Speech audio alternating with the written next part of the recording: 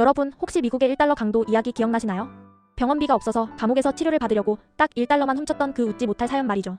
그런데 바로 옆 나라 일본에서는 이보다 훨씬 더 기막히고 슬픈 일이 유행처럼 번지고 있다고 합니다. 오죽하면 요양원보다 감옥이 낫다라는 말까지 나온다는데요. 오늘의 이야기, 일본의 실버 범죄입니다. 일본의 한 편의점입니다. 지팡이를 짚은 점잖은 할머니 한 분이 들어오시더니 주먹밥 하나를 집어듭니다. 가격은 200엔, 우리 돈으로 약 2,000원 정도죠. 그런데 이분 계산을 안 하고 그대로 주머니에 넣습니다. 여기까지는 흔한 생계형 절도 같죠? 하지만 진짜 충격적인 건 그 다음입니다. 물건을 훔쳤으면 도망을 가야 하는데 도망을 안 갑니다. 오히려 가게 한 구석에 서서 점원이 경찰을 부를 때까지 얌전히 기다립니다.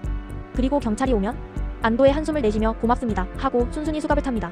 도대체 왜 고작 주먹밥 하나를 훔치고 감옥행을 자처하는 걸까요? 이유는 너무나 현실적이라 더 충격적입니다.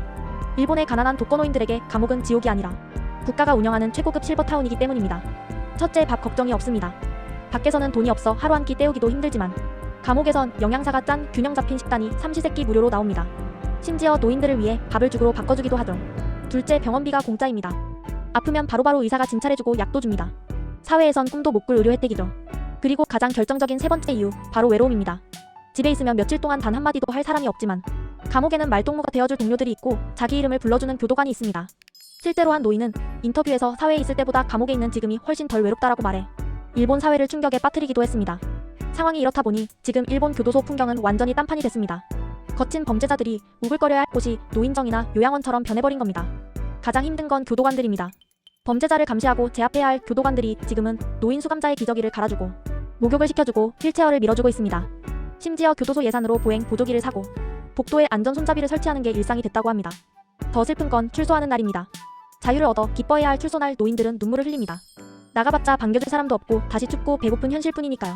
그래서 출소하자마자 바로 옆 편의점으로 가서 다시 샌드위치를 훔칩니다. 따뜻한 감옥으로 돌아오기 위해서 말이죠.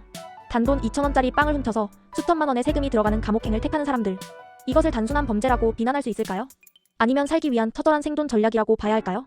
초고령화 사회로 진입하는 우리나라도 남의 일 같지만은 않아 씁쓸해집니다. 미국의 1달러 강도, 일본의 200엔 도둑.